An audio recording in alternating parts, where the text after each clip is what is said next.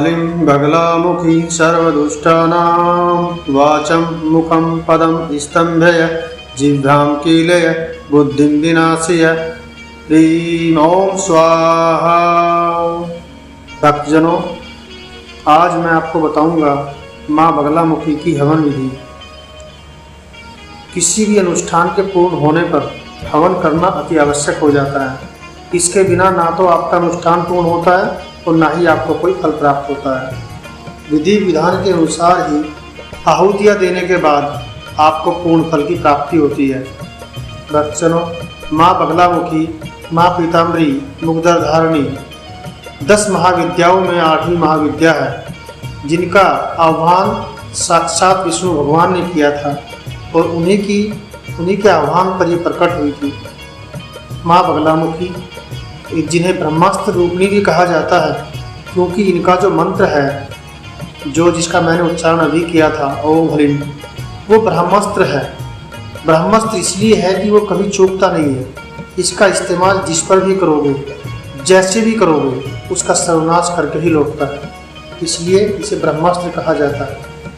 माँ बगलामुखी की पूजा, आराधना, साधना, तपस्या, शत्रुओं पर विजय पाने के लिए, स्तंभन के लिए, उच्चाटन, वशीकरण, दुश्मनों का विनाश करने के लिए, किसी ने आपका व्यवसाय बांध दिया हो, आपके घर में कलेश के लिए कुछ करवा दिया हो, जादू टोना करवा दिया हो, टोटका करवा दिया हो, काला जादू करवा दिया हो, इन सबसे छुटकारा पाने के लिए माँ पीताम्बरी माँ की पूजा, आराधना, साधना इत्यादि की जाती है। किसी पर कोई मुकदमा चल रहा हो, उससे छुटकारा ना मिल पा रहा हो, छुटकारा पाने के लिए, ये सब काम के लिए माँ पीताम्बरी माई का आह्वान किया जाता है। माँ पीताम्बरी माई की पूजा 2 तरीके से होती है। माँ पीताम्बरी माई के 2 रूप हैं, एक सात्विक रूप, एक उग्र रूप। सात्विक रूप की पूजा तो अपने घर में शांति के लिए, ग्रह क्लेश से निपटारे के लिए, यानी जब पीताम्बरी माई से आप कुछ मांग नहीं रहे हैं, बस उनकी कृपा मात्र चाहते हैं, आप उनसे पूजा अर्चना करते हैं, उनकी प्रार्थना करते हैं कि हे माई, आपकी कृपा हम पर सदा बनी रहे, तो आप सात्विक पूजा करते हैं। उग्र रूप की पूजा हम तांत्रिक हवन के लिए करते हैं।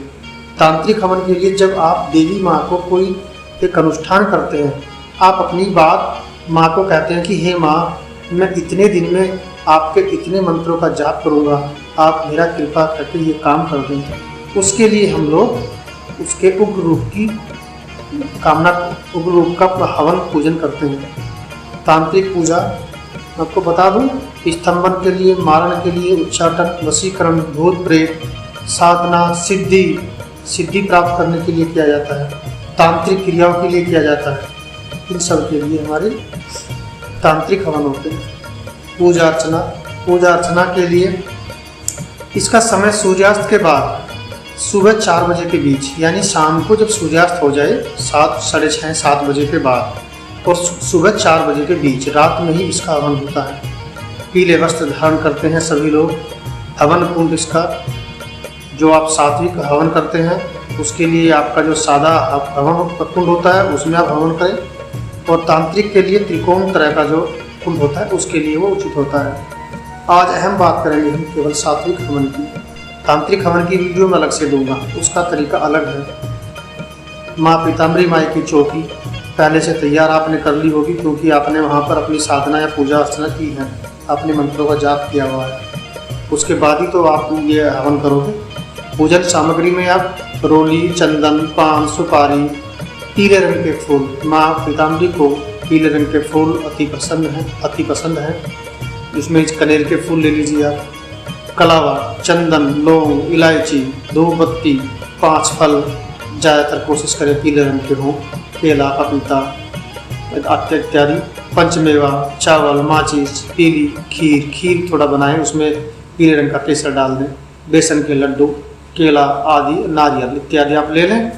हवन की सामग्री में आप कनेर के पीले फूल, पीली सरसों, काले तिल, लाल मिर्ची बड़े वाली जो साबुत मिर्ची होती है, हल्दी साबुत छोटे छोटे पीस वाली, गाय का घी, आम की लकड़ी या संविदा, कच्चा नारियल, चावल, सामग्री आवश्यकता अनुसार, शक्कर बारीक वाली ले लें, मोटे वाली शक्कर उचित नहीं रहती है, गूगल, आप अगर आपके पास हवन कुंड नहीं है तो एक तसला लें, रेत उसमें डालें। लोहे का तसला बिल्कुल ना लें, लोहे का कोई भी कुंड ना बनाएं, वो उचित नहीं होता है। तांबे का हो या फिर अपना ईंटों का बना सकते हैं। पूजा की विधि, हवन की विधि, आपने पूजा स्थल को पवित्र करें। पूजा स्थल जहाँ भी आप कहीं पूजा करते हैं, हवन करते हैं, उस स्थान को पवित्र करने का एक अहम महत्व है। आप उसको क्योंकि वहाँ कोई ना कोई नकारात्मक शक्ति या गंदगी या कुछ ना कुछ वहाँ पर रह ही जाता है, तो हम गंगा जल हाथ में लेके 2 बड़े से गंगा जल लेके अपने चारों तरफ छिड़काव करें। और जो मंत्र होता है पवित्र पवित्रो वा सर्वास्थानां गतोपि वा यः स्मरेत् पुण्डरीकाक्षं च बाह्यावान्तर शुचि, इस मंत्र का जाप करते हुए आप उस गंगा जल को चारों तरफ छिड़क दें। आपकी जितनी दिशाएं हैं सभी दिशाओं में छिड़क दें। इसके पश्चात सर्वप्रथम अपने गुरु का ध्यान करें। अगर गुरु आपका नहीं है, आपको किसी ने गुरु मंत्र नहीं दिया है, तो भगवान शिव शंकर जो सभी के गुरु हैं, जो देव को भी देव हैं, देवों को भी गुरु हैं, उनको अपना गुरु मानकर और अपने मंत्र का जाप करें। गुरुर् ब्रह्मा गुरुर्विष्णु गुरुर्देव महेश्वरा गुरुर् साक्षात् परब्रह्मा तस्मै श्री गुरुवे नमो नमः। मंत्र का जाप करें। इसके उपरांत गौरी नंदन भगवान गणेश का ध्यान करें, क्योंकि उनके बिना कोई पूजा अर्चना हमारी पूर्ण नहीं होती है। मंत्र का जाप करें। वक्रतुंड महाकाय सूर्यकोटि संप्रभ निर्विघ्नं कुरु मे देव सर्वकार्येषु सर्वदा। गणेश जी की पूजा के उपरांत आप आचमन करें। अपने चारों तरफ सुरक्षा घेरा बना लें कवच के साथ। माँ पीताम्बरी माँ का सुरक्षा कवच, उसका लिंक मैंने अपनी वीडियो में दिया हुआ है, आप उसके साथ अपना सुरक्षा घेरा बना ले, वरना नकारात्मक शक्ति आपको परेशान करेंगी। गले में रुद्राक्ष मल की धारण करें। आपको इस जो हवन में जिस माला से आपने अपने मंत्रों का जाप किया है, उसी माला से ही आपको अपने यहाँ पे भी मंत्रों का उच्चारण करना है। गले में रुद्राक्ष की धारण कर सकते हैं। दिशाओं का बंधन करें, सारी दिशाओं को आप बांध लें अपने सुरक्षा कवच के साथ। देवताओं से वंदना करें। सभी देवताओं से वंदना के लिए, जिसमें अभी सभी देवी देवताओं, सूर्य देव, नवग्रह, राहु, केतु, शनि, शुक्र इत्यादि सभी देव जितने हमारे होते हैं सबकी वंदना करें, क्योंकि इन सबको प्रसन्न करना अति आवश्यक होता है। इसके बाद अपने हाथ में गंगा जल, एक पुष्प चावल हाथ में और कुछ थोड़ी सी दक्षिणा लेकर एक संकल्प करना है। आपको संकल्प करना है और कामना का उच्चारण भी करना है। आपको अपनी मनोकामना देवी माँ को बता देनी है कि हे देवी मैया, मैंने आपके इतने मंत्रों का जाप किया है, आप मुझे उसका पूर्ण फल दें, पूर्ण फल मुझे प्राप्त हो।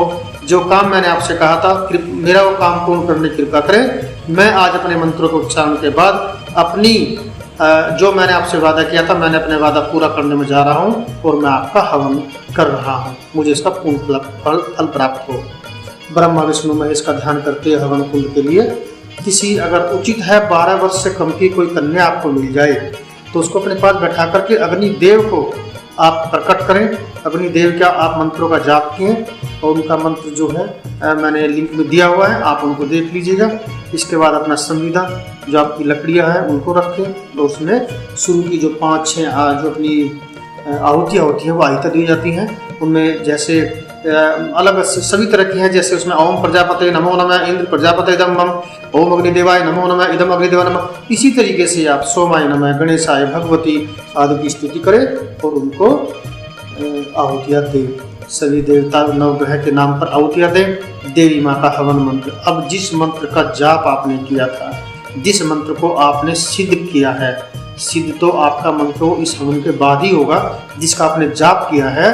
अब आप उसका अपने मार्जन और तर्पण के हिसाब से आप अब हवन करेंगे, उसी मंत्र के साथ करेंगे। ये लंबी प्रक्रिया है और असली हमारा हवन यही है। अभी तक हमने जो किया है वो अपने देवी देवताओं को प्रसन्न करने के लिए किया है, नवग्रह प्रसन्न करने के लिए किया है, लेकिन देवी माँ को प्रसन्न करने का वक्त अब आया है।